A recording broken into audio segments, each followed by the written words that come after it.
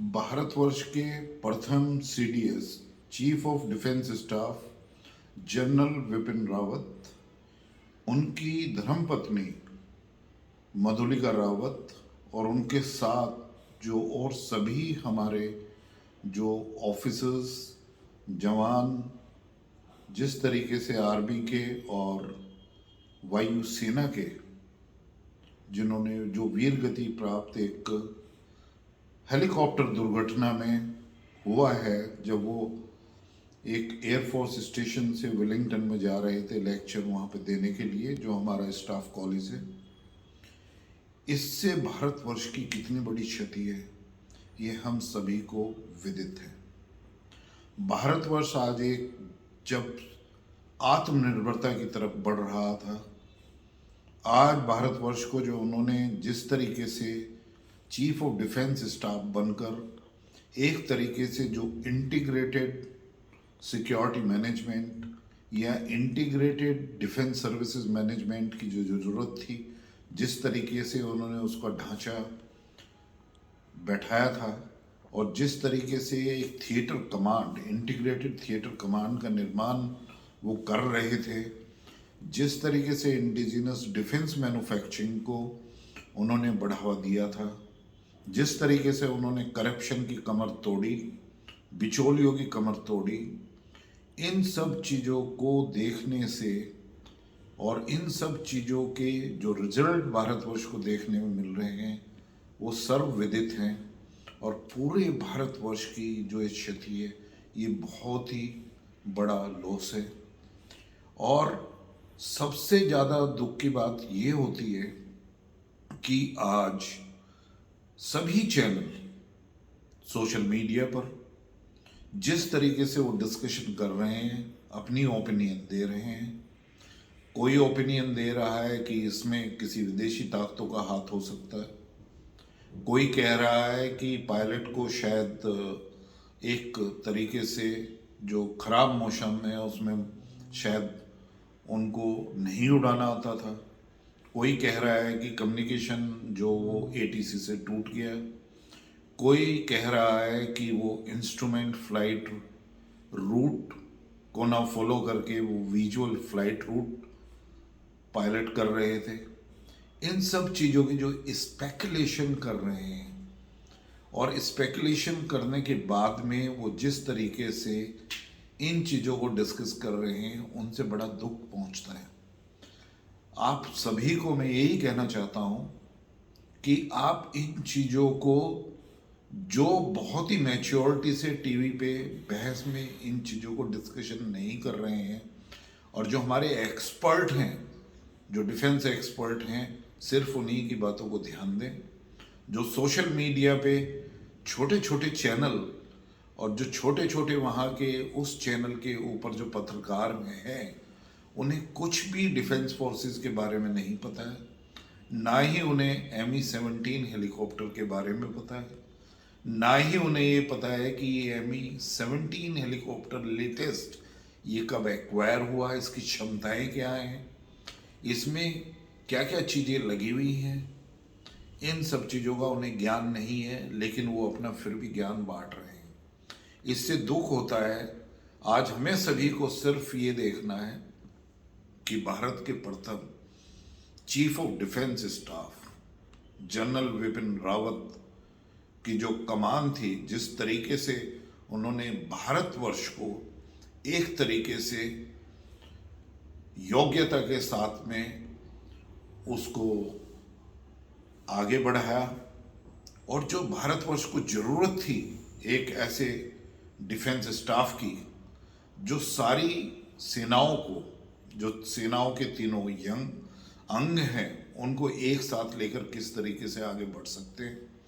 और ऐसे समय में जहां भारतवर्ष के जो आदरणीय प्रधानमंत्री हैं, जिस तरीके से वो भारत को आत्मनिर्भरता की ओर ले जा रहे हैं, पूरे विश्व में आज भारतवर्ष का डंका बज रहा है। पूरे विश्व में आज भारत का जो एक तरीके से जो हम श्रेष्ठ थे और विश्व गुरु थे, और जिस तरीके से हमारे संस्कार थे और जिस तरीके से हमारी हेरिटेज थी, जिस तरीके से हमारी ओनली सर्वाइविंग सिविलाइजेशन है, हिंदुत्व, और हिंदुत्व जो सनातन धर्म पे है, उन सभी का अनुपालन जो है ना पूरे देशों में हो रहा है। तो एक तरीके से भारतवर्ष आज बढ़ रहा है कि दुनिया को फिर से किस तरीके से वो आगे ले जाए और विश्व गुरु बने। तो ऐसी स्थितियों में हमें सम्मान करना है अपने जो वीर गति प्राप्त हुए हैं उनके, और दूसरा हमें देखना है कि आज उच्च लेवल की एक जांच समिति उसमें गठन हो गया है, कोर्ट ऑफ इंक्वायरी ऑर्डर्ड हो गई है, और उसमें एक एयर मार्शल जो काफ़ी सीनियर पायलट हैं, बल्कि सबसे सीनियर पायलट हैं भारतवर्ष के, वो उसको हेड कर रहे हैं। और इसमें इंटीग्रेटेड डिफेंस, मतलब भारतीय नौसेना और भारतीय सेना से भी वायुसेना के साथ में लोग हैं,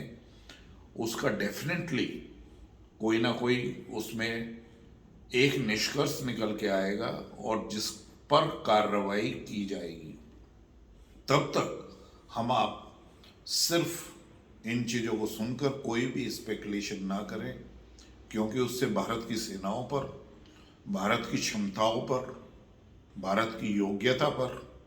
बहुत फर्क पड़ता है। आज जिस तरीके से जनरल विपिन रावत को पूरे देश ने याद किया, जिस तरीके से जो हमारे 134 करोड़ लोग हैं वो जिस तरीके से सेना के साथ में खड़े रहे हैं, तो वो उसी तरीके से इस मान सम्मान को रखते हुए और सिर्फ देश के हित में सिर्फ उन्हीं बातों को करें जिससे किसी को भी, बाहर के देशों को किसी को भी ऐसा लाभ ना मिले। क्योंकि ये स्पेकुलेशन जो होती हैं ये किसी भी तरीके से गहराई तक पहुंचने की या जो एक्सपर्ट हैं उनकी ओपिनियन नहीं होती हैं सोशल मीडिया पे, तो आप उससे दूर रहें। आपको सभी को मैं पूर्ण विश्वास दिलाना चाहता हूं, क्योंकि मैं भारतीय नौसेना का वेटरन हूं, 24 साल मैंने व्यतीत किए हैं, और नौसेना का जो सबसे बड़ा नौसेना का स्कूल है, सफना school for naval airmen Kochi, उसमें मैं ट्रेनिंग कमांडर रहा हूँ। तो फ्लाइट के बारे में भी सभी चीज़ें पता है, हेलीकॉप्टर फ्लाइट के बारे में पता है, एटीसी के फंक्शन के बारे में पता है सभी के। लेकिन इन सब चीज़ों के साथ में मैं यही कहना चाहूँगा कि जो फ्लाइट रिकॉर्डर है या ब्लैक बॉक्स है वो रिट्रीव हो चुका है और वो जांच समिति को सुपुर्द कर दिया गया है। हम जल्दी ही इसके बारे में निष्कर्ष पर पहुंच जाएंगे और हमारी जो फौजें हैं वो इसके लिए बिल्कुल तत्पर और एक तरीके से सक्षम हैं कि यदि किसी भी विदेशी ताकत का इसमें हाथ है, चाहे साइबर सिक्योरिटी हो या किसी और ऐसे दुश्मन का ऐसा हाथ हो जिसने एक इंटरनल स्लीपर सेल के द्वारा यदि इसको किया गया है, या और कोई भी ऐसी चीज़ है जिसमें किसी का इन्वॉल्वमेंट पाया जाता है, या वेदर से क्या हुआ, या पायलट की गलती थी, या इंजीनियर्स ने चेक नहीं किया था, ये सारी चीज़ें आपके सामने खुलकर आ जाएंगी। इसी के साथ मेरा यही अनुरोध है कि विपिन रावत, जो हमारे जनरल विपिन रावत थे पहले first chief of defence staff, उनकी पत्नी मधुलिका रावत और उनके साथ जितने भी हमारे वीर जो वीर गति को प्राप्त हुए हैं, जो शहीद हुए हैं, हम उनको फिर एक बार नमन करके और हम उसे याद रखें, भूले नहीं। जो उनकी शहादत है वो हमारे देश को किस तरीके से आगे बढ़ाए, एकता में पिरोए रखे, और आप लोग किसी भी स्पेकुलेशन में ना पड़े, यही मेरा अनुरोध है। और आप इसी तरीके से भारत की जो सेनाएं हैं उनके साथ में खड़े रहें। आज भारतवर्ष पूरी तरीके से डिफेंस के क्षेत्र में बहुत ही ज़्यादा सक्षम है। हमारे आदरणीय प्रधानमंत्री ने जो लास्ट विगत 7 साल है उसमें डिफेंस फोर्सेस की हर एक नीड को पूरा किया है। आज हम aircraft carrier, nuclear submarine, conventional submarine, attack submarine, stealth ships, destroyer, minesweepers, frigates, Tejas, helicopter,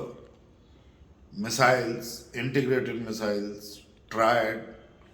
intercontinental ballistic missiles, submarine launched ballistic missiles, सारी चीज़ों का हम निर्माण कर रहे हैं। ब्रह्मोस मिसाइल और इंटीग्रेटेड मिसाइल में जो हमारी रेंज है वो बहुत ही ज़्यादा है। S-400 सिस्टम भी भारत सेनाओं को मिल चुका है। AK-47 राइफल का निर्माण वो यूपी में अमेठी क्षेत्र में शुरू हो गया है। तो इन सब चीज़ों के साथ में जो सेना का मनोबल है वो बहुत ही ऊपर है। और ये जो क्षति हमें हुई है, जनरल विपिन रावत का स्थान हमारे द्वितीय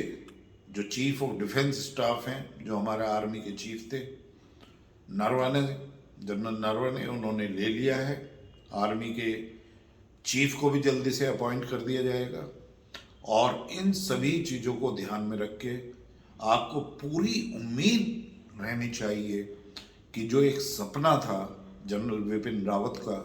और जिस तरीके से वो प्रधानमंत्री या देश के लिए या हमारे जो नेशनल सिक्योरिटी एडवाइजर NS से अजीत डोभाल जी हैं, या हमारे डिफेंस मिनिस्टर राजनाथ, उनके साथ बढ़कर कंधे से कंधा बढ़ाकर जिस तरीके से चल रहे थे, आगे भी हमारे CDS उसी तरीके से बढ़ते रहेंगे और उसी तरीके से देश की सुरक्षाओं का ध्यान रखेंगे। तो बस यही कहना है कि सोशल मीडिया के किसी भी तरह के प्रचार में, प्रसार में, क्योंकि जो चाइना है वो किसी और तरीके से इसको प्रस्तुत कर रहा है, पाकिस्तान किसी और तरीके से प्रस्तुत कर रहा है, तो हम उनको ना देख के अपनी ओपिनियन बनाएं और हम अपनी सेनाओं के साथ में खड़े रहें। धन्यवाद।